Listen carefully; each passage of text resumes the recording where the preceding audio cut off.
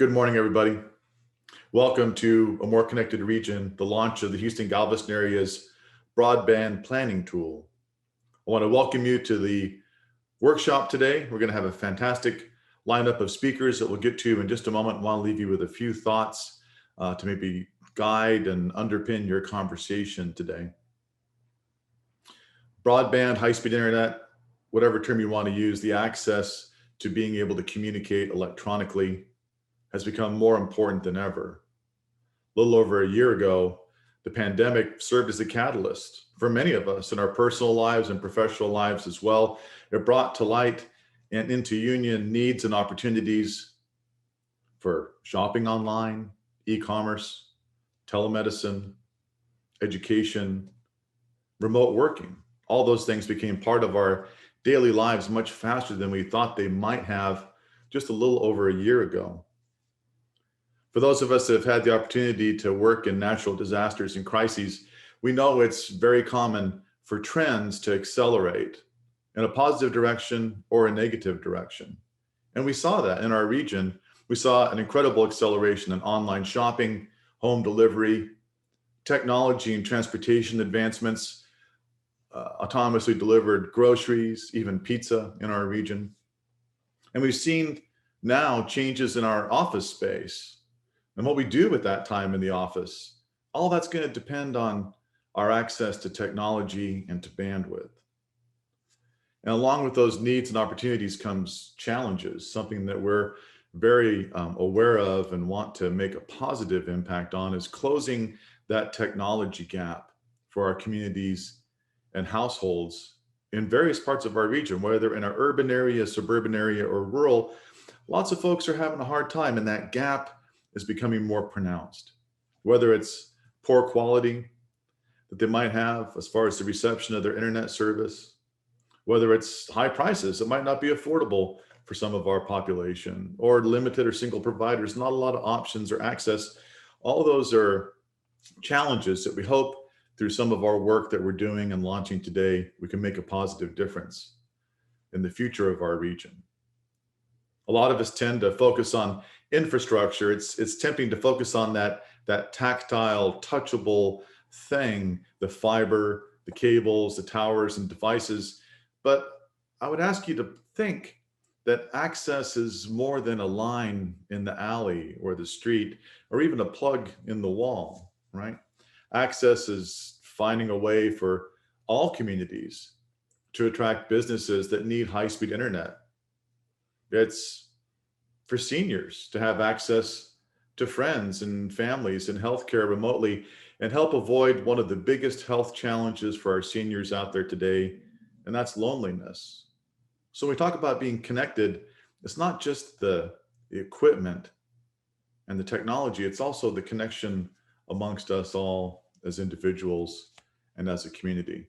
Access is also so any child or any young adult can participate in online learning and keep up, excel, even reach their full potential through having that additional access to high-speed internet. So important. A little over a year ago, our region changed forever. That might sound melodramatic, but it actually is true. And each of us is playing a role in the story of our region going forward. So something happened that changed our region and our world, and how we respond to that change is the real story of our region.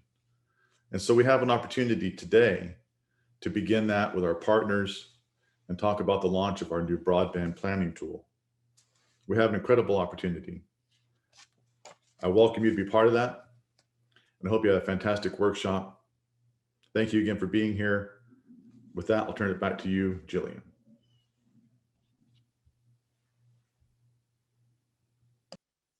Thank you, Chuck, and good morning, everyone, colleagues and esteemed elected officials.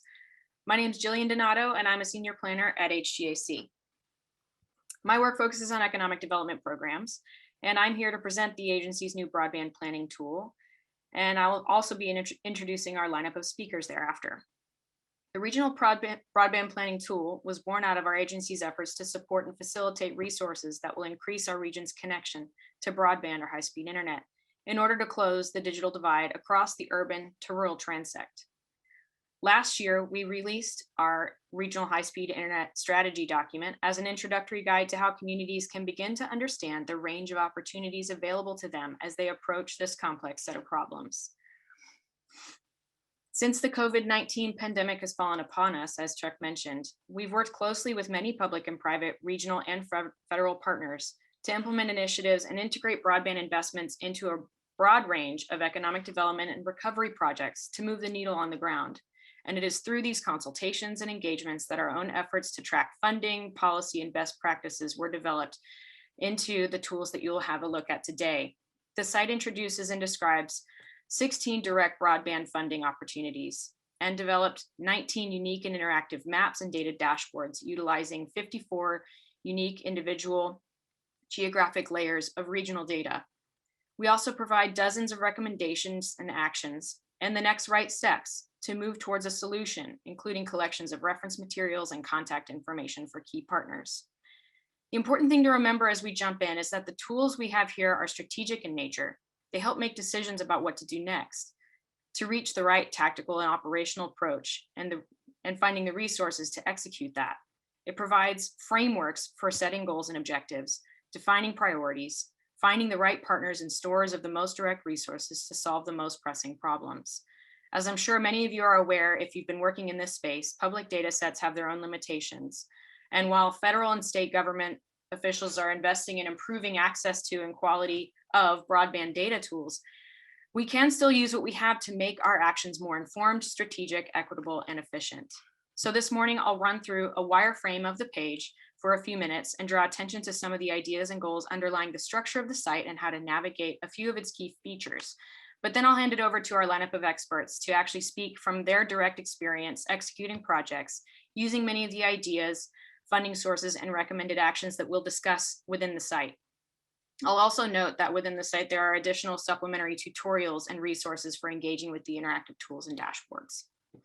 So I'm going to shift over, and to preserve broadband bandwidth, I'm going to stop my video and share a screen of the new tool.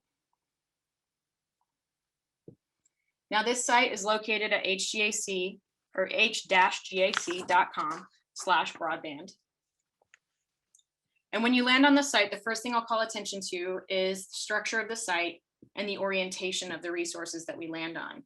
It focuses on three primary categories of audiences, first and foremost: local and tribal governments, internet service providers, or those interested in becoming internet service providers, and information for community partners, which are those who serve specific need-based populations for things like rural telehealth, remote learning, or who serve minority or institutions who serve minority groups and individuals. Additionally, we have state policy tools and following the governor's broadband initiative, and additional high-level resources such as some basic broadband 101 materials and larger references that are referenced and that were used to build the site. So today I'm going to jump into first the information for local governments page and talk about one of the key features that we built, which is the gap analysis tool. The gap analysis is actually a comparative study of the availability of service across the region, as well as user adoption rates. As Chuck mentioned, they're two sides of a similar coin. But essentially, the gap analysis gives you a framework for comparing the two and identifying where there is the greatest need by quantity and by severity. So the dashboard opens here, and you'll notice that it gives you a macro level view of households at the regional level and gives you a sense of where the primary gap is, whether it's on the lack of service availability and that infrastructure piece, and whether or not people, whether they had a device or not, whether they could even get on high-speed internet, or a lack of adoption, meaning there may be sufficient service, but the bandwidths or latencies don't allow for people to have access to high-level service, or they don't have the devices to get on in the first place. And there are some key functional tools you can use here. You can select by county, as well as if you're targeting a much more localized area, you can do a single selection using our lasso tools, which can give you access. If you're looking at perhaps a neighborhood level, you can select a key group of blocks, and the dashboard automatically updates. You can open this map in an individual window to broaden the perspective and give you more of a holistic view. But from there, once you've been able to understand where the greatest need and severity of need is, you can jump into another level, looking at a dashboard view of the service or user adoption sides. We provide a similar view, but we probe a bit deeper into where exactly the service availability challenges are. And at the bottom, we reach the point of next steps and recommended actions. For service availability, while broadband infrastructure may be the longest term, most expensive opportunity, there's also other ways to utilize existing assets and resources, such as vertical assets like water towers or other small cell sites. We provide model ordinances, agreement tools, supplementary materials, and case studies for each.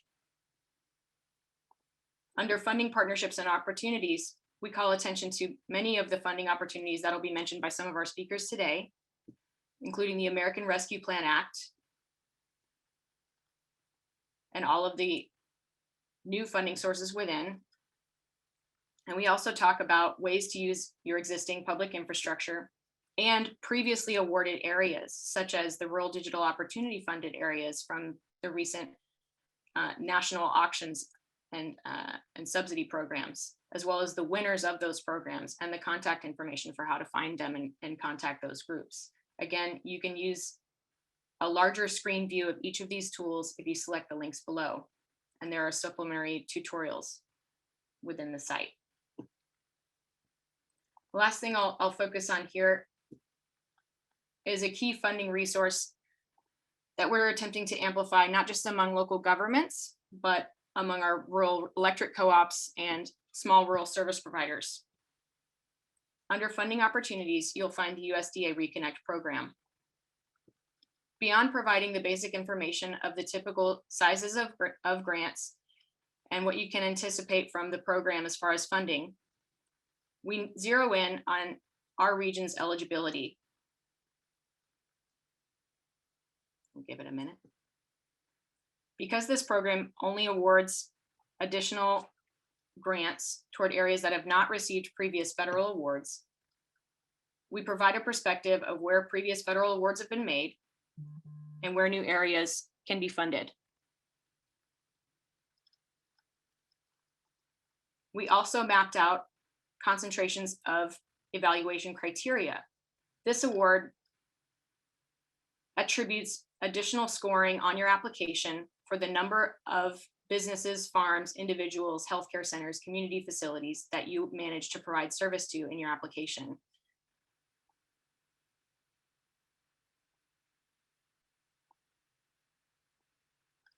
And to go one step further, we've aggregated and identified high concentrations of evaluation criteria to identify, once again, where the greatest need is, and to give you a strategic framing for how to approach your application in as concise a manner as possible to preserve time and energy and to encourage these partnerships to get right to the point, to provide service to the areas that need it most and where you're most likely to be able to acquire funding. We also always make sure to give you additional contact information for those who know most about these grant programs out of the federal agencies and here within our agency. So for each of the specific grant programs that do have these kinds of eligibility criteria mapped out, even as those are updated, we will update these maps and add supplementary resources. Anything that can be mapped or understood at a geographic or a user level, we've provided that. And the last thing I'll comment on is under the community partners, we have these different types of groups that are specifically eligible based on the populations that they serve. Heather's going to cover some of these in her presentation shortly. But we discuss rural telehealth programs at length, some USDA programs that are awarded, previous awards in and around Texas or the region, and ways to strategically approach their application. In every case, you'll note that we encourage partnerships, consortia methods, and strategically thinking about utilizing people that are your peers and other major partners. And we give you the additional contact information for how to find them. So with that, I'm going to shift now into our speaker segment. We have a lineup today that's dedicated to experts that are on both the user adoption and infrastructure side. And I'm going to start off with Heather Mills. She is the Vice President of CTC's Funding Strategies team. She works with clients to identify, strategize, apply for, and comply with the requirements of major federal broadband funding programs. Heather has expertise in the Federal Communications Commission E-rate program and the Healthcare Connect Fund, which we just looked at. She also supports clients with grant and loan applications to the USDA programs and provides information on how to prepare emerging NTIA broadband programs announced in the American Rescue Plan Act. Heather has worked with E-rate applicants, including schools, libraries, and consortia, and public sector and nonprofit providers that require training, strategic guidance, and support developing and evaluating RFPs. She also advises on RFP responses, reviews filings, and oversees market research. She prepared a guidebook for nonprofit and municipal providers to help navigate the process of becoming an E-rate provider. Additionally, she's worked with clients as they navigate post-award processes, including funding decision appeals. So with that, I'll hand it over to Heather. And just to note, we will have a brief time for Q&A just with Heather shortly after her presentation. Heather, take it away. Hi. Thanks, Jillian. It's a wonderful introduction. And I'm very excited about this tool that you guys have put together. Really, it is something that would be very handy as part of a prep for any grant application that any of you attending this may be thinking about. Let me share my screen. I'm going to take you guys through let me make sure this works. All right, I'm going to take you guys through we're calling this beautiful buckets of broadband bucks, all of the federal funding for broadband that's out there right now. And I'll start with the supplement programs, the non-grant loans, and just talk about those a little bit so that you're aware, because you're going to want to understand those in relation to what you can do now, and talking with your teams about how you could leverage that funding in addition to the grant programs, the federal grant programs that are coming up. I've just provided you a list here. I'm going to come back to this list because I want to make sure that everybody is aware of sort of the process for the USAC programs as well. Top of the list, E-rate, also known as the Schools and Libraries Program. E-rate is a subsidy program. It is something that schools and libraries and consortia of schools and libraries can use to get help pay for services, basically internet service, also for certain types of equipment to ensure that there's connectivity in your buildings as well.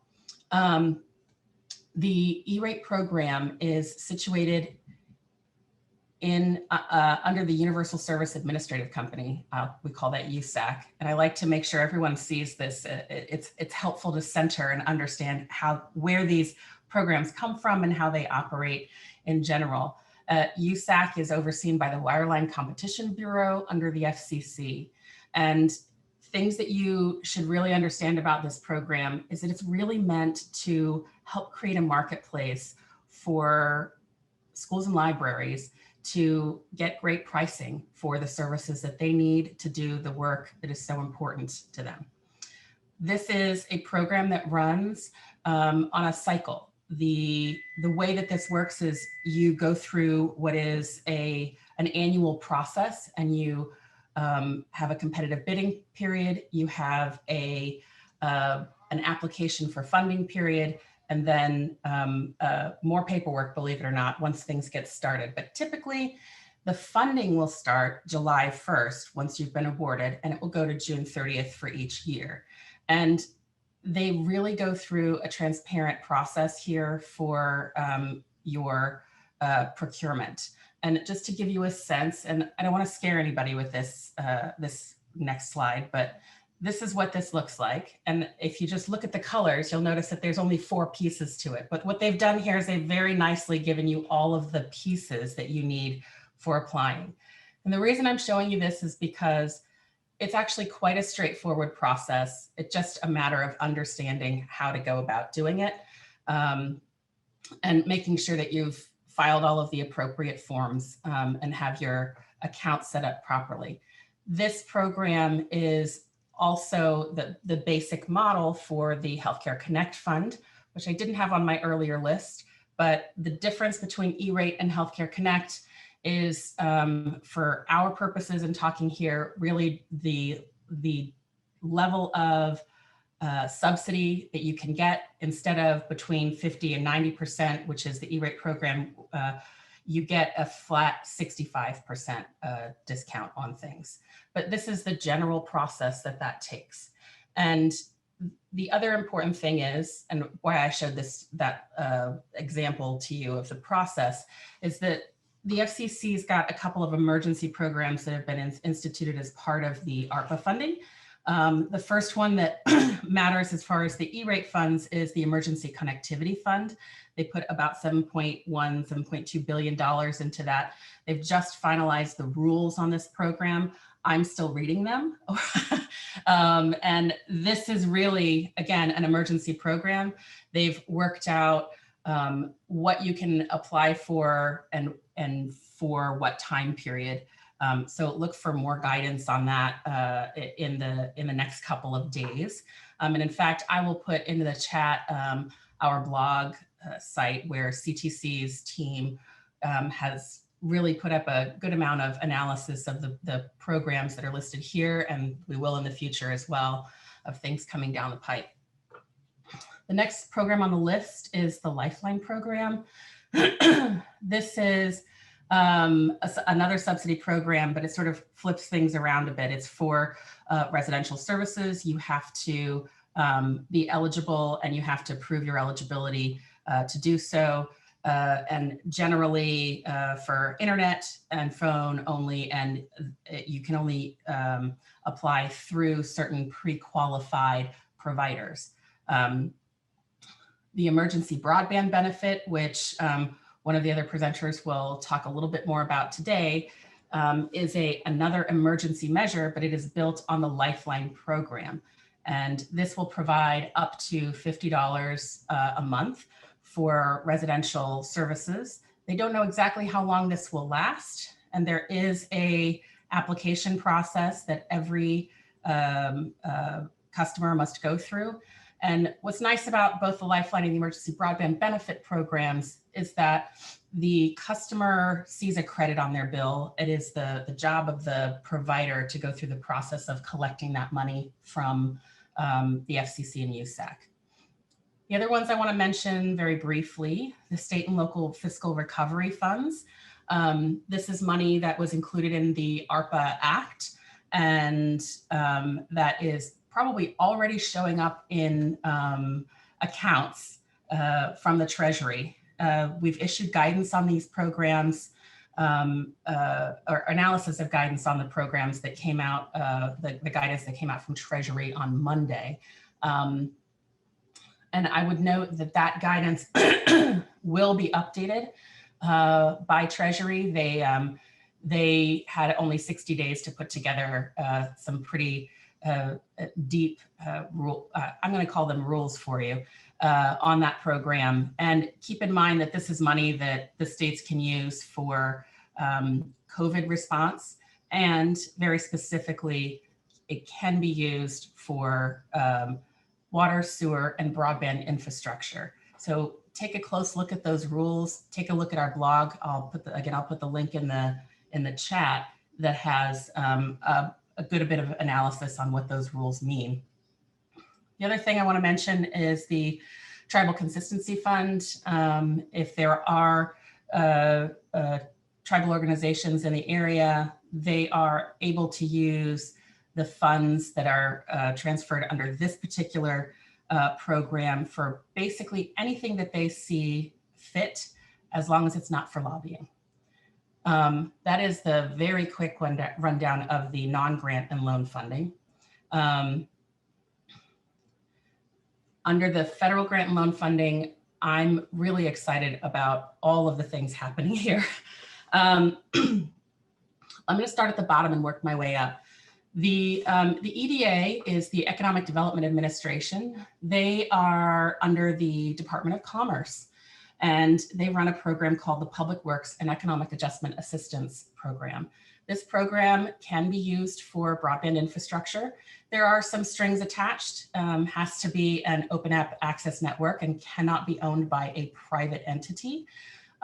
What is great about working with the EDA is they have regional representatives that will guide you through a process for your application, and they can help you and give you pointers on what would be acceptable and what would not be acceptable. They also are quite good about keeping you up to date on the viability of your application as far as how oversubscribed they might be. They did get $3 billion infused into the fund for these programs to be used over the next few years. And that's a big deal because normally the allocation there is between 130 and 150 million, depending on the year. So this is absolutely an option to look at. What they care about with this grant program really is, will it create jobs? Will it save jobs? And will there be private investment as a result of the work? Definitely worth your time to take a look at this program as an option. Jillian mentioned the Reconnect program. Reconnect began as a pilot. This is through the USDA. It went through two rounds of pilot, and it has just become a regulated program, and you can find the regulated rules as issued. I think they sent them out last month. Expect a notice of funding availability or opportunity in the fall or early winter, and expect that they will open a funding window for this program in late January, as they did in previous cycles. The tools that Jillian showed you are exactly the things that you need to evaluate whether or not you can apply for funding for your program. What's great about the USDA application portals is they've started allowing you to define your project area in whatever way that makes the most sense. So you can donut hole out areas that don't apply or that may be well served within your blob. You can do a number of different areas as well for your proposed funded service area. I will say the USDA's application portal does require a little additional effort. So make sure that if you're going to apply for any USDA programs that you've gone through and gotten your second level e-authentication set up. That may take a little effort. They essentially do what I would say is a credit check in the background to make sure you are who you say you are. So be prepared for that. NTIA in the December stimulus was given direction and a good amount of money to establish 3 additional programs. The CMC, or Connect Minority Communities Pilot Program, is the first. This is a program that is not designed to allow building of infrastructure, but it is designed to help with services and equipment, specifically for HBCUs and historically Black colleges and universities and minority colleges and universities and their surrounding communities. It is worth your time to take a look at this particular program. The Tribal Broadband Expansion Program is something I'm very excited about. They've put $1 billion aside for this, for tribes, for utilizing and expanding broadband infrastructure in their areas. $1 billion, it sounds like a lot of money. It's a good start. It's certainly going to take a lot more to address the disparity in the tribal areas, but I'm excited at the opportunity here. Tribal areas do not, tribes applying to this do not need to have a partner, but they certainly can if they want to. The program will allow for subgrantees, as I understand it, And they've been very clear that there will be no match required for the tribal program, which is, I think, a wonderful thing. The Promote Broadband Expansion Program is what I refer to as the partnership program. They've got, I think, $300 million in this program. And what they're specifically looking for are shovel-ready projects that will pair a private ISP with a municipality or locality in getting some rural projects done quickly. And let me just make sure that I tell you about the timeline for these programs. I probably should have flipped this slide earlier, my apologies. Once they issue the NOFO for the NTIA programs, there will be a 90-day application window. Then as you submit your application, they will have 90 days to respond to that application. And then once you've been awarded, you have 180 days to commence your work. And then, of course, you have a year to finish it. And you can ask for an extension of up to a year. They understand that there may be barriers to finishing within a year. Usually it has to do with permitting. In my experience, it has to do with railroad permitting usually. So make sure you've taken the time as you're putting together, you're thinking about for these programs, and be on the lookout for their updates in general. If you're looking for a quick means of finding a partner, you might look at the very nice tools that Jillian showed you today and take a look at areas that have won RDOF or Reconnect in the past and see if those winners may be interested in working with you for an application. You might also issue a quick RFI for interest from private providers in working with you for your area. And then last but not least on that list was the Coronavirus Capital Projects Fund. We are expecting rules for this imminently. It's $10 billion. And essentially, this is money that will be transferred to the states, and then the states will have to give a proposal to the Treasury Department on how they will use that fund. And we expect this to have a rural focus as well, but probably with a few less strings attached. I expect that if a state has a grant program set up for broadband, that the state could propose to Treasury that they simply use their funds to supplement that as a thing. So just keep in mind that we're waiting for rules on that particular program. And I think I hit all of the points here. I had some really nice graphics here earlier. I was a little bit worried about time, but Jillian, are there questions so far? I will turn to Andrea. She's kind of pooling all of the questions. Andrea, have we had any come in yet, or does anybody have any questions for Heather? Thank you so much. That was both robust and also just high level enough. Thank you. We don't have any questions yet, but if anybody has any questions, they can just type them in the chat and we'll let you know. Okay, great. So on my last slide, I just want to go through some quick thoughts, things that you can do right now if you're thinking about applying for a grant at the federal level. Make sure you've got your SAM.gov registration and your grant.gov registration done. SAM.gov is basically their vendor portal. It'll give you a unique, they call it a cage code number. That's how they identify you for payments and things. And grants.gov, a lot of you are probably familiar with this, but if you aren't, take some time to get familiar with it. It can be a little bit confusing. It's not exactly the most user-friendly system out there. It will require you to set up an administrator and users, and you need to understand how the workspace system works in there. Once you know what your area generally is for an application, you should start doing a couple of things, including gathering and refining any community demographic data. That's only going to feed into your narratives that will be required, and make sure you're documenting where you got the information from. They really like it when you pull from the census data and the most recent version of census data to create a community profile.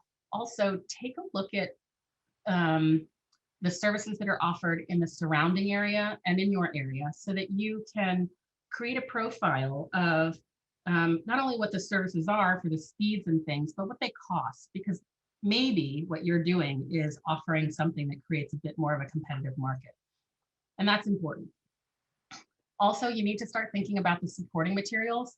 What I mean by that is letters of support. It takes time to get those letters together, especially if you're asking for letters from the governor's office or senator's office. Use your economic development teams. They probably have contacts that can help with those things. And last but not least, take the time to review the guidance that each of the agencies are putting out. NTI in particular is doing a lovely job communicating with the public about their process and answering questions that they are able to answer. And feel free to reach out to me anytime. My email address is down there, and I'll make sure that that Jillian and the team have a direct line to me if you need. And that's my dog, Gromit. He's usually asleep. Excellent. Thank you, Heather. I've heard from Andrea. We don't have supplementary questions from the chat, but we've asked for recordings. So I think they're probably also still noodling on it and may reach out to you at a later date. So thank you so much for joining us. We really appreciate your time. And with that, we're going to shift to the next segment on the agenda. And we're going to talk a little bit more about the actual infrastructure side and the real engineering and technology pieces with Chip Spann and Greg Santoro. So we'll start with Chip Spann, who is the Director of Engineering and Technical Services at Connected Nation. He leads the team in discussions with broadband service providers on data collection and improvements, developing propagation models for wireless coverage, and providing engineering solutions for providers, communities, and states. He oversees extensive field validation and mobile drive testing. And he serves as an engineering consultant to the Ohio Department of Transportation and conducts mobile drive testing, completes engineering equipment specification reviews, and develops procurement instruments used in the expansion of mobile and fixed broadband across targeted Appalachian counties in Ohio. So Chip, when you're ready, please feel free to get started.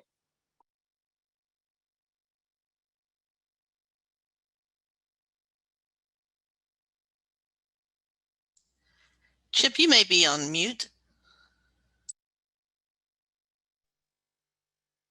Yes, thank you very much. Hopefully everybody can see my contact information on the screen. I'd like to get started by following up on Heather's presentation by saying the important part of spending the money that you may have access to is going to be finding the gaps in your community where those funds can be applied. I'm going to start there and I'm going to end there. And in between, we're going to talk about some things that make Texas so unique. To start off with, you've got some peculiar laws in the state that for years have prevented municipalities from becoming a broadband provider. And the beginning of the problematic laws starts with whether or not your community is home rule or general law. Now, for those of you that are familiar with municipalities that have begun to offer broadband, you're probably aware of the fact that this was one of the first points that had to be ironed out. We talk about the fact that all of this money is coming through to communities as a result of COVID. And as terrible as the illness has been, COVID has provided a benefit nationally. And that benefit is that it has caused us to focus on broadband gaps in our communities. We've talked about broadband and broadband gaps for years, but suddenly when students are being forced to learn from home, workers are being forced to stay at home and conduct their business, and we're trying to do so in areas that lack adequate broadband or don't have broadband at all, COVID has brought a significant amount of awareness. Through that awareness, the federal government has also determined that there is a need to fund these broadband gaps. And so there's been a litany of programs, as Heather discussed, that have been made available. Last year, several communities and states began spending their broadband funds in probably a haphazard kind of way. And in a rush to try and fill the gap or plug the hole, most communities spent their money by buying mobile devices and trying to issue those out to school students or public safety workers that needed access. Unfortunately, what most communities did not do is find the gaps. They had no idea whether a mobile hotspot for AT&T, Verizon, T-Mobile, or any other company was going to work at a specific location. I've heard from a number of communities that we work with that there are hundreds, if not thousands, of those mobile hotspots sitting on shelves today going unused because they just didn't work the way they were anticipated. So as you're beginning to think about how your new funding opportunities are going to be applied to your community, there are some things that you will need to do, including finding the gaps. I'll be showing a map in just a moment that helps illustrate what I'm talking about. A couple of other items that I would like to share with you is that rather than spending the money right away, perhaps after you've identified the gaps and you have a better understanding of what the needs are in your community, one of the options that you have available could be to utilize that money, as Heather said earlier, through an RFI or even an RFP. Pool the money together, release some sort of competitive bidding process that could allow you to leverage all of the opportunities that could be made available to you from wireline and wireless providers in your community. Also, consider what you can contribute as a municipality. You often hear the terms being used about developing a public-private partnership. Well, what is your role in a public-private partnership? What do you bring to the table that has value and benefit? And there's actually quite a few things. In addition to these funds, you as a municipality probably have access to other unique and inexpensive funding sources through loans and grants. And that could be things like community development block grants. You have vertical assets. You may have horizontal assets. That could be land. It could be buildings that could be used to house a data center. It could be a location that could become an internet exchange. You have the ability to make other financial contributions like tax abatements. But one of the most important things that you have is the ability to reach out to the members of your community and help organize your community to do things such as gathering survey results and information that may substantially benefit what you're trying to accomplish and help you understand that some of the issues in your community may not be lack of access. It may be related to lack of adoption, which could be for financial reasons. Now, one of the big programs that was discussed earlier is the Emergency Broadband Benefit Program. This is a subsidy program that was put together by the federal government and is regulated by the Federal Communications Commission, which effectively gives eligible households a subsidy of as much as up to $50 a month to offset the cost of their broadband purchases. I'm going to pause for just a moment and I'm going to change the screen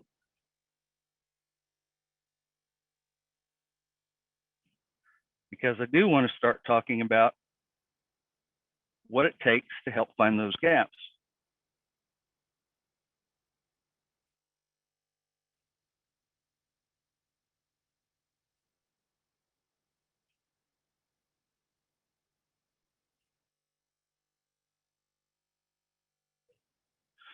Now, I just mentioned utilizing a survey to help understand some simple concepts in your community. What you are seeing on the screen now are the communities of Corinth, Shady Shores, Hickory Creek, and Lake Dallas. They comprise a region that is affectionately known as Lake Cities. After the survey results were released in the Lake Cities region, one of the simplest questions that was asked that really began to shed light on the community is, are your internet needs being met? On the screen now, what you should be seeing is a series of red and blue dots, where the blue dots represent, yes, my internet needs are being met, and the red dots are saying, no, they're not. Now, part of what makes survey results interesting is that when you begin to combine them with information about the actual broadband providers' routes or infrastructure in your community, you begin to get a holistic view of things that could be an issue. In this particular location, in this area of the communities, we noted right off the bat that there were a lot of households that said, no, my internet needs are not being met. The reason we found that to be unique and important was because this was one of the very few locations in the Lake Cities area that has access to fiber to the home. Now, one would think that if you have fiber to the home, you should have all of the reliability and all of the bandwidth that is necessary. But we found out in this particular location that fiber to the home was the only technology being offered, and that it was limited to being 100 megabits per second. Many of the households in this area had determined that they needed to have far superior bandwidth. And so 100 megabits was not necessarily what they were looking for. One of the other big values of utilizing outside plant audits to try and identify gaps in your area is that it also begins to shed light on other potential assets that you may have in your community that you possibly have not given a lot of thought to. If you're going to have a broadband expansion program in your community, one of the things that you should make sure that you have is ample fiber optic transport routes. Understanding who has those, where they're located, and how much the cost of middle mile broadband is going to be essential whether you're deciding to become a municipal provider on your own or whether you're attempting to partner with somebody in the private sector. In the more rural areas of Texas, lack of middle mile may be contributing to lack of reliable broadband networks in the market areas.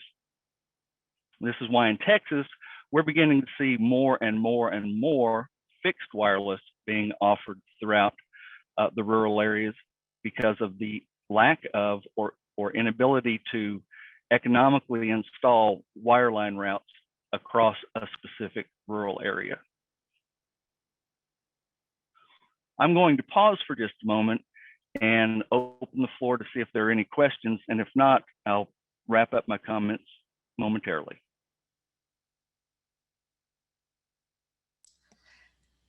We did have one question. It was, how do you obtain the internet provider's system map that identifies the various lines? Well, you almost can't.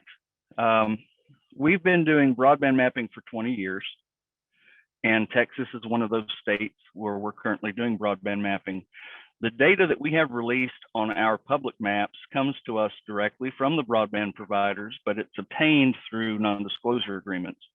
Rather than illustrating or showing where a specific provider's coverage area is at, we're representing the technology platforms and the speed tiers. The map that I just showed you requires a company like ours or any other company with the expertise to physically drive every road within a community or within a county and map those assets themselves. When you do that, obviously this is publicly available information. It just takes somebody with a bit of knowledge to understand whether they're looking at a hybrid fiber coaxial system, a fiber to the home network, digital subscriber line, being able to understand whether it's rear easement or front easement, whether it's aerial or underground. So projects like this can be accomplished for a fee, but what they provide you is the ability to pinpoint the locations for every household in your community. This is so much different than the maps that are released by the Federal Communications Commission. For those of you that are familiar with those maps, you understand that the federal government maps rely on broadband providers to submit data twice a year in March and September. It's called Form 477. Form 477 data is premised off of the fact or the illusion that if one person in a census block has access to broadband, therefore the entire census block must have access to broadband. And so what we've seen through the release of the federal maps is a vast overstatement in supposed broadband coverage. And that overstatement, unfortunately, has also prevented many rural communities and municipalities from being able to gain access to state or federal broadband grant funds. So engaging in an outside plant audit and potentially combining it with a community-wide survey, not only residential, but business, agriculture, education, health, public safety, is important to understand the needs of your community. And it begins to shed some light on whether or not these new funds, like the recently released information for the two new coronavirus funds, are going to be applicable in your community. Now, one last item that I'd like to share with the group is that there's a couple of things going on in the state that you should be paying attention to. There's a variety of House and Senate bills right now that could make significant and sweeping changes throughout the state of Texas. Most importantly, in my opinion, is House Bill 5, which is a broadband development office bill that will potentially establish the location for a state office, who would be running it, and potentially leading up to a broadband grant program. You also have Senate Bill 6, which is similar, but has some slight changes.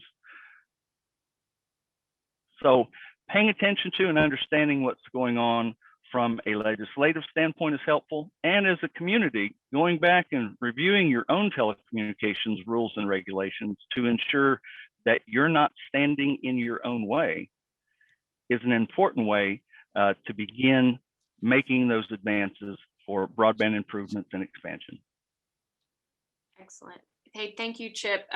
Unless you have any final comments, we're actually going to take the pool of the remaining questions and save them for the Q&A at the end. And if we are still out of any time, we'll connect you directly so that you can get folks' questions answered. But I want to preserve some time for the forthcoming speakers. Do you have any last comments, Chip?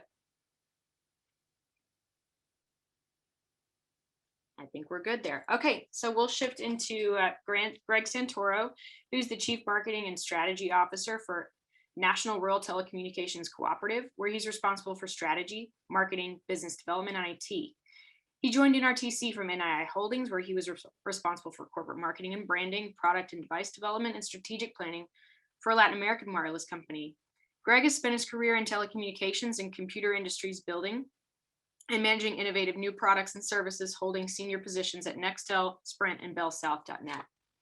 So with that, Greg, the floor is yours. Thanks, Jillian. Good morning, everybody. So you're probably wondering who NRTC is and why we're part of this program.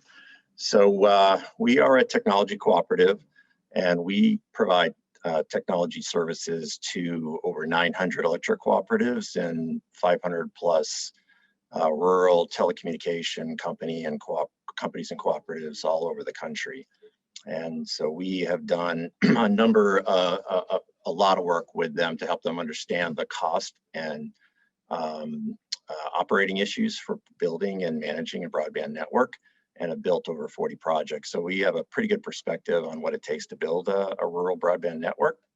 And what I thought we could do today is actually give you a bit of a summary of a survey that we did a few months ago of 36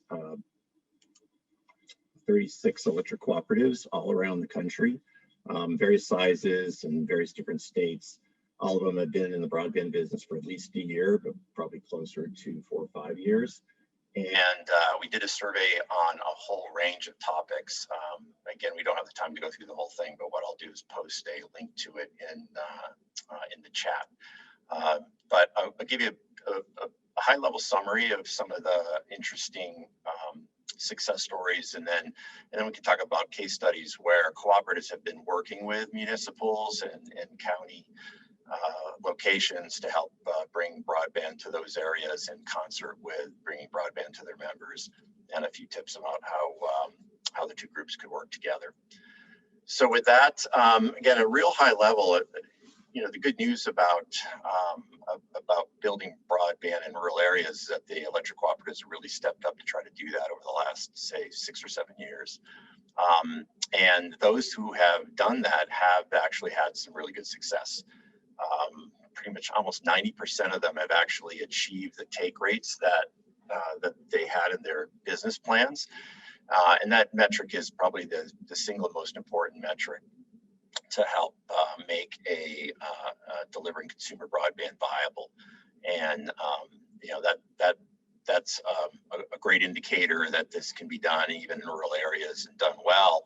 And when those services have been extended to members are super happy with it. They're used to working with their cooperative. They understand that the cooperative provides energy services to them, and they trust that they can deliver high quality internet service. And for those who have built it out, super happy. Of course, it's expensive to build in rural America. We'll talk about that in a minute, but there is a way to ensure that there is a return on the investment, but it takes a combination of loans, grants, as well as just being really efficient in delivering and operating the network. So we can talk about that as well. Fiber is primarily the tool that's being used. It's pretty much just about in every single deployment has used some amount of fiber, in some cases all fiber, in some cases a mix of fiber and other technologies. And primarily use it to connect to substations, but then obviously use that as a backbone or as a middle mile network that then allows the ability to be able to connect to consumers' homes and business locations. And then, what's interesting about it is obviously you try to make a business at providing a consumer business broadband, but every other way that you can create value to justify the investment in the network, then electric cooperatives are then using the network to do a whole other set of use cases, everything from advanced metering to connecting downline distribution automation devices to over time being able to connect more and more to distributed energy, solar storage, and other types of distributed energy devices and irrigation, etc. So I think even though not a lot of these use cases are being fully deployed in these areas, but in the future there is a significant opportunity to improve the communications network to be able to deploy these services. Just briefly on the technologies, as I mentioned, fiber is primarily the technology that's being deployed for all of the use cases, as well as primarily for consumer broadband. But given the expense, there has been a lot of work to build fixed wireless technology as a complement to the fiber backbone and fiber to the home. Those are the places which are extremely hard to get to, or that just the economics for fiber just don't work. So there is a good mix of wireless that's being used for not only consumer and business broadband, but you need wireless to be able to connect to a whole range of devices that may be scattered throughout the entire community area. Cellular, of course, is being used in some situations, primarily for workforce management. And then satellite is certainly used in very remote areas.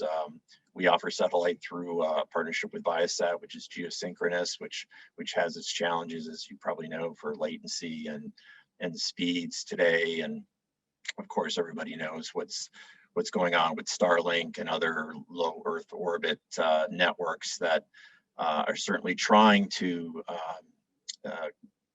bridge the digital divide everywhere, but it still remains to be seen whether that's cost effective, and it's pretty expensive to be able to have a satellite service. So it really takes a combination of technologies to be able to viably achieve rural broadband connectivity to everybody who really needs it.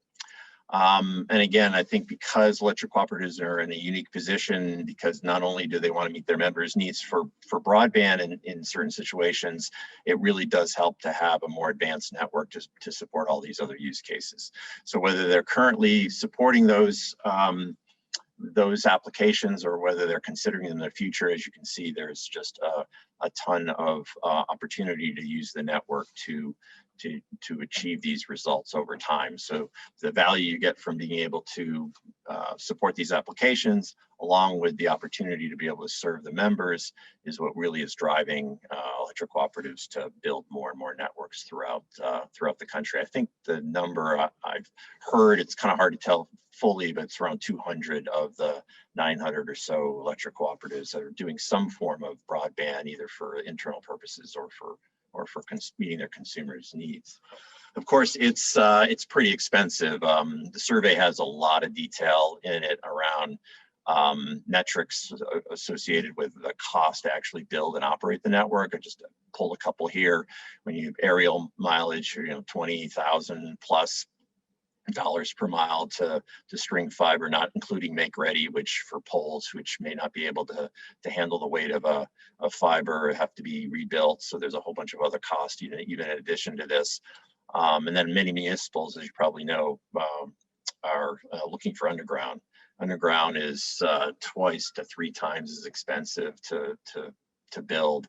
And therefore it can run into a lot of money. But what's interesting about this is because it's so expensive, many of the electric cooperatives have had to look for opportunities to build outside of their membership. And that has then opened up the opportunity for cooperatives to work with other entities, municipals, counties, et cetera, to be able to help them. And then that helps the economics of their own business case. So we've definitely seen opportunities where that's happening. And I'll talk about them in a second. And of course, there's no way to build in rural America without a combination of low-cost loans, grants, and any type of support and funding that can help make it viable. Heather did a great job of talking about all those opportunities, so I won't do that. But just suffice to say that all of the cooperatives, specifically in this survey, as well as all the ones we worked with, have had to have a combination of private funding from cooperative banks like CFC and CoBank, but at the same time have taken advantage of programs like BTOP and CAF and of course RDOF here most recently, and hopefully some of these other new programs which will become available here in the future. And a combination of those sources is really necessary to make this happen. So let me switch gears and talk a little bit about where cooperatives and municipals can work together. So I'll just pull a few here. One in particular, Midwest Energy and Communications, is a mid-sized electric cooperative in the southern part of Michigan. And they started building their network 5 or 6 years ago. And they have, as many cooperatives are, they have donut holes where there's municipals within their territory or butting up against their territory. And as they were successfully building out their own fiber to the home network, we had many of those municipalities come to them and asked if they could work together to try to serve their towns.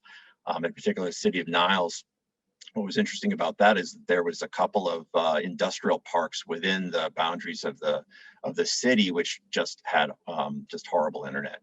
And they were actually thinking about not only leaving the city, but potentially even leaving the state if they didn't get access to cheaper, better quality and more reliable high-speed internet. And so they decided to work together, and the city had actually put some energy into putting a fiber network into the city quite some time ago. But as you may know, it's one thing to actually lay fiber, it's another thing to operate it economically.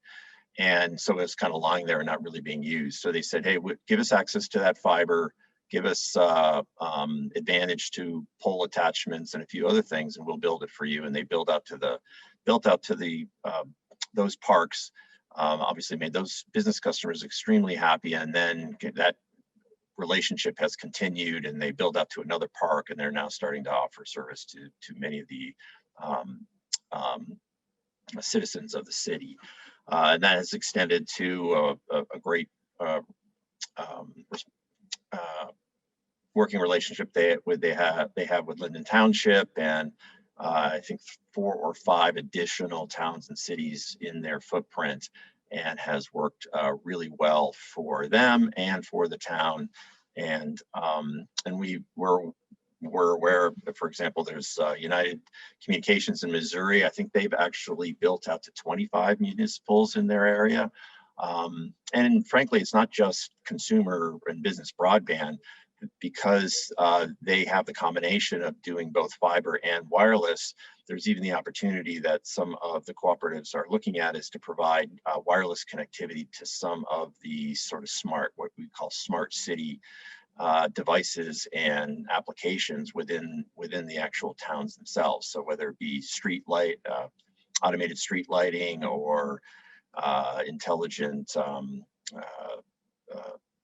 other types of devices, and metering for gas and electric, etc.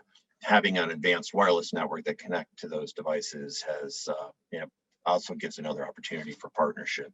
So although over the last few years there hasn't been as many partnerships as we would have thought by now, but because more of these networks are becoming more mature, we think there's a bit better opportunity for that in the future. So, clearly that, there's some obvious ways folks can work together, and the ones we've seen that work the best are the municipal brings funding, because they may have access to funding that the cooperative doesn't have, and offers up either partial or full opportunity to do the build, and then outsources not only the build, but actually the running of the ISP to the co-op, and that tends to be a really good win-win. Again, because it's one thing to build a network, it's another thing to operate it successfully. And we've seen many challenges for municipals trying to actually operate an ISP. So best to have a partner do that. Ways to sort of share infrastructure, access to poles, towers, conduits, of course, helps a lot. That makes a business case much better. And then to the extent there is any other asset owned by the municipal or the county, whether it be a fiber link or some other part of a network that could be leveraged, it's great to look at ways to either swap those things or co-lease or co-own those in a way that works out for both parties, and make both business cases work really well. So I'll leave you with just a comment about working with cooperatives. Their primary mission is to serve their members. So the first goal is, if they're going to do consumer and business broadband, they're going to want to try to cover their members first before they start expanding out into other areas. However, as I mentioned, it's really important to probably have some of those communities as a part of the business case to make it better. So if that does help the cooperative actually achieve being able to build to their members, then that's a win-win and allows it to go forward. But they would typically prioritize getting the network to their members first. So that's why we think as more networks get built, there's more maturity, there's more success that occurs with cooperatives. We think there will be more opportunities for them to partner with municipals in the future, and we have seen that here recently and expect to see that more in the future. So with that, unless there's any questions, I'll turn that back over to you, Jillian. Thanks, Greg. If we have any questions, please go ahead and send them to the chat. We're going to pool them and save them for the end of the program if we have time. If not, we will coordinate with our speakers and send a Q&A out to attendees, make sure that folks get the benefit of that. With that, we're going to shift into our final speaker, which is a representative of local government that has gone this sort of full gamut of all these opportunities and weighing out all these considerations and really taken on the most sort of ambitious and long-term goal of becoming a municipal service provider. So I'm going to introduce you to Theo Melanson, who has served in various government management positions over the past decade. He's now city manager in Dayton, where he spearheads the modernization of business operations and raising development standards. Throughout his tenure, Dayton has quickly amassed numerous awards, including 2019 Sustainable Community of the Year by the Texas Masonry Council, 2019 Scenic City Recognized Status, and 2020 Community of the Year by the Texas Chapter of the American Planning Association. Dayton's need for rapid change is due to Houston's growth trends. These trends have changed in large part due to the construction of the Grand Parkway, a tollway that will have 4 exits in Dayton city limits. Theo, alongside staff and city council, has worked tirelessly to build the foundation for a vibrant Dayton that remains true to its agricultural and rural heritage. So with that, Theo, take it away. Thank you, Jillian, very much. I'm about to share my screen with you shortly. I want to thank everyone who's here today. I know we had a great, robust list of attendees here. In fact, many of you I know, so I look forward to getting to talk about Dayton's story and how we've gotten to DayNet. So with that, let's share the screen and let's get some work done here. So we are irrigating digital deserts in Dayton. What that means to me is that we found out that we had issues with internet access in the community that we really weren't fully aware of until we really delved deep into it. So let's just jump right into that. What we're going to do is we're going to talk a little bit about where Dayton has been, where we're headed, and because all things must come to an end, we will have an ending. Dayton is a rural community with agricultural roots, and it's very important to keep that in mind. All of our advertising, even though we're advertising broadband, 21st century amenity, we also want to make sure that we let people know that we have not forgotten who Dayton is and who Dayton will be in the future. Since I've become city manager in 2017, our population has grown from 7,200 to 9,400 people. Our school district population dwarfs the city itself, sitting at over 41,000 people living within the school district, which has a student population in the range of about 5,000 students being served. We also have a prison system as well that houses over 4,000 inmates. So for a population of 9,400, we actually support in any given time a population of over 18,000 people at any given time, and that and that's not including business community daytime population. To control growth and to understand that people need to build to our standards, we have had strong annexation prowess. The city of Dayton sits at over 32 square miles with another 6 miles under development agreement. We are working with TxDOT and developers to ensure that the Grand Parkway is a proper gateway into our community. And we have large tract developments coming in. We have a 7,200 acre master plan community, 2,000 acre master plan communities, a 1,050 acre industrial park, and a 300 acre industrial rail yard that are all either building in Dayton or about to break ground in Dayton. We had to recognize that we had a digital desert in Dayton. We started off with economic development. Prospects needed to bring fiber on their own dime if they wanted to be able to operate as within the city of Dayton. AT&T was the only one willing to expand to the industrial parks. And, this was very troublesome considering we're trying to grow our tax base just like every other city is. And so we started doing community surveys with the residents, and we found that it wasn't just an issue for our commercial community, but also our residents as well. We had a robust discussion of limitations, and we realized we had a problem.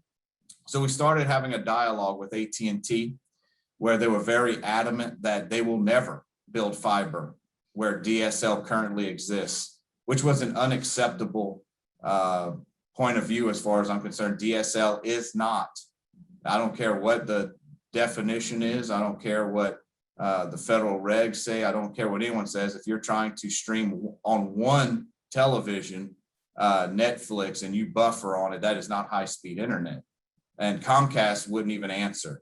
never really had an answer at all in Dayton, which were the two private sector partners in our area. The question then shifted to middle mile. And I really had a problem with this, to be frank about it. I'm not, I don't want to mince words with anybody, but middle mile requires you to partner with private sector actors who put you in this situation in the first place. So where's the quality control? Where's the equity? Because at the end of the day, it's all about spreadsheets and whether or not there's a certain rate of return. Not that you don't make a rate of return in rural communities, it's just that the rate of return isn't as high. And so that the shareholders of these companies would prefer to put their money where the profit is the highest, which is understandable, but that takes out equity and inclusion out of this equation. So at the end of the day, we just chose that AT&T, Comcast, and other private partners probably weren't going to check off all of the needs of our community. At that time, we decided to go into a feasibility study. We hired Magellan Advisors. At this point, I can say that, because I know that they're on this webinar as we speak. Mont Belvieu was a very great partner, still is to us, and really has been a guiding light for us. And so when we hired Magellan Advisors, we looked at multiple business models, including middle mile options. None of those seemed to work out. So the council saw the feasibility study. Over 60% of Dayton residents had DSL as the only option. And that was at $60 per month. And at that point, the council pretty much said it was a no-brainer. We have got to go it alone. We have got to do something for our residents. We have to do something for our businesses. Dayton deserves better than this. So as I said, Mont Belvieu, the granddaddy of them all, the big problem we had was that, financial model that just could not be duplicated by Dayton. So we had to come up with our own creative ways of building a portfolio. So we took our feasibility study, business plan.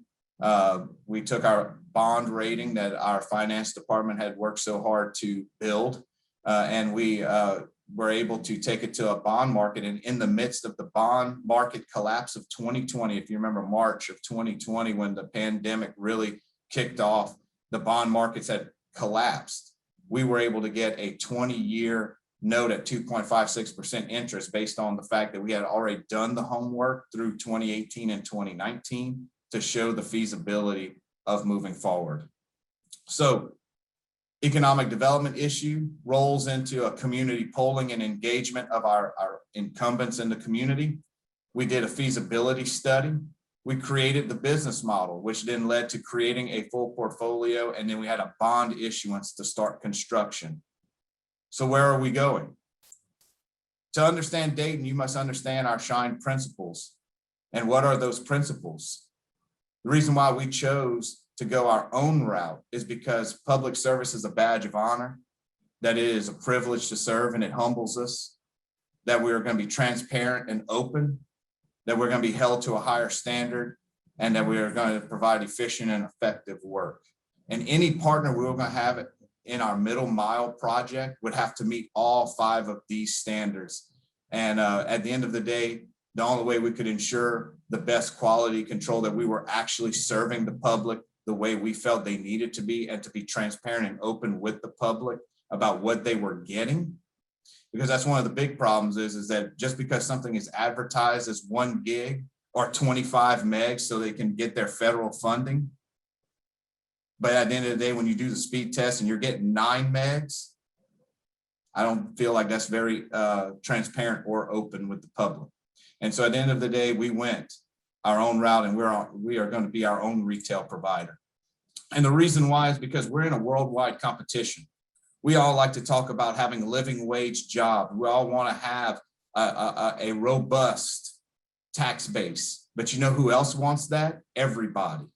Every city in the world would love to have white collar or high-end blue collar jobs with great pay, great benefits. But what is your city doing to stand out from the rest of this worldwide competition? We're not just competing with the Houston Metro. When I'm looking at site selection firms, I'm looking at Nashville, Baton Rouge, Louisiana, Hong Kong, and oftentimes the Rhine industrial region of Germany is involved. So how do we stand out from that pack? It's with our holistic approach in Dayton. We promote positive growth with our Unified Development Code, landscape and signage requirements, facade standards. It's also beginning the process of building social infrastructure, creating a central meeting place in our downtown, adding park amenities and sidewalks for walkability and mobility, promoting retail and office as a mixed use concept, revitalizing the downtown, building public-private partnerships for mixed use developments, our industrial park, expanding our city's capabilities through partnership agreements so that not every dollar has to come out of our residents' pockets, quality of life initiatives. And this is where fiber to the home really steps in to help us, because believe it or not, the 21st century, quality of life is synonymous with the ability to connect to the internet. And lastly, it's leveraging our industrial strategic location with Gulf Inland Logistics Park, Interchange Industrial Park, and we also have logistics firms looking at Dayton because of all of these things. So where are we right now? Construction is underway. Conduit is being laid throughout the community. A network operations center is now under construction, and we are planning to serve over 90% of our residents in the city limits with gigabit, and I'm saying gigabit, not 200 megs, 1 gig of service, download and upload. And we are currently assembling our staff. We have our general manager hired, and we are working on our head network engineer, customer service reps, and so forth. And we plan on providing great local customer service with this internet. So as you're looking at what's right for you, I want to go over some considerations. You don't think about how, whether or not you should build a road or not. That was our 20th century stream of commerce. In the 19th century, it was no brainer to get things across the United States and internationally through railways. And in the 18th century, canals. And what I would say is that the 21st century, we should be looking at data the way we look at roads, railways, and canals of the past. How are you promoting that stream of commerce locally? Businesses of all sizes need quality internet service. Remember, I was saying we need to check off some things that really only governmental entities really have to think about, and we should think about, and that's equity and inclusion. We didn't want to skip less profitable areas of our community. We don't want to skip historically neglected areas of our community.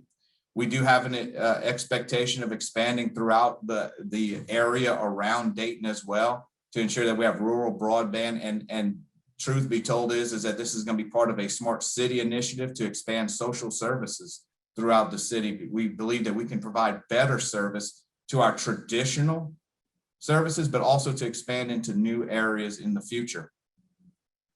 And as I was saying, quality of life is so important in the 21st century, and it's tied to the internet, telecommuting, telehealth, distance learning, the ability to do cord cutting and find better value than having to pay bundled services that are so much cheaper if you just go ahead and put that phone service in there as well with your TV and internet, and the ability to create smart homes and not have to worry about connectivity issues.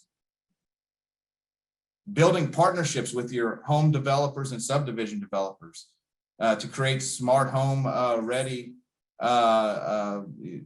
stock in your community, working with the schools on E-rates, working with the industrial parks and multifamily units. And also, especially on this social equity and inclusion, think about the housing authorities as being a partner as well. Some of the pitfalls, having the public's buy-in. Some of them don't even realize that there are digital deserts or that they live in one. And some of them have actually lived without internet, and so they've learned how to live life without it. So explain to them what life could be with it. Making sure that you have economic and social services buy-in, meaning making sure that you have your economic development arm and all of your social services at the county, city, and state level that are all kind of locally based to be bought in as well. And also, making sure that you have proper financial management within your current operation so that when you add a new enterprise fund in, you're not just doubling down on some of your current financial problems. You have to be entrepreneurial and be willing to run it like a business. And I'll tell you a little bit about how it has changed, how the city operates and how it rebrands the community. I believe it also sets a tone with developers that you're coming into a community that is a 21st century city, won't be bowled over. And I think it just changes the conversation of what the future of your community could be if it's done right. This is DayNet, so you can actually see these billboards in Dayton as we speak on Highway 146. Remember, I said that we were going to have, that rural agricultural roots of Dayton be a part of our image. And so I'm very happy to say we do incorporate that in areas. We just had our gaming and comics convention, DegaCom, this past weekend. If you look in the middle here, something you may have never would have guessed, having a mayor do a wrestling promo holding the DayNet Dayton Heavyweight Championship belt and presenting it to the winner of the Battle Royale. Having retired Thor show up to Dayton, Texas, and having having just great people come out to be a part of the festivities. Hacksaw Jim Duggan was there. And it was something that we were able to do for our citizens because we want to show them that we care, that also things are changing, that DayNet is a part of a rebranding of our community. And I'm going to leave you with this. If nothing else, this Dwight D. Eisenhower quote, in preparing for battle, I have always found that plans are useless, but planning is indispensable. Do the planning, figure out what's right for your community, and I hope that this helps you in some way. So with that, I am done. Thank you all very much, and I look forward to the Q&A. Excellent. Thank you so much, Theo. Unfortunately, we've got about 2 minutes and we've already got some previous questions that were meant for some of the previous speakers. So what we're actually going to do is please feel free to send in your questions either into the chat box right now, or you can send them to my email, which I'm going to add to the chat as well, jillian.donato@h-gac.com. And we'll send around a Q&A document to those who were registered and attended the event, to make sure that the speakers will have ample time to answer your questions, because some of them are a little bit complex. So yeah, we'll definitely make sure that we follow up with those. And I just want to take a moment to thank all of our speakers and all of the time and effort they put into these. I'm sure you recognize that each of them could have spoken for an hour themselves and had their own individual workshops, but I wanted them to really speak to the various components and things that are represented on our broadband initiative planning tool. You'll find so much common language and common findings and recommendations to the things that they spoke to. We've tried to think at every point, what is the next right step? What is the next potential partner for this initiative? What is the thing that they can do to take this further? Although I'm sure you recognize we don't have every necessary piece of data, but we are setting you all up to be able to make some strategic decisions and then move forward with action on the ground. So we continue to be available and to support your ability to utilize our mapping tools, engage with partners, and learn more about all of the different resources that are available to you. And I would encourage you to use the site, reach out to us whenever you need to, and be on the lookout for all these announcements. As I put in the chat, we send them out in our digests. They go directly onto the site. And we are doing our utmost to maintain a direct line to you all to make sure you have the most updated information, because there is a flood of money and information and policy shifts coming down the pike, and we hope to be your #1 resource for that. So with that, we'll go ahead and wrap up the meeting. And please feel free to follow up with us. Thank you all so much.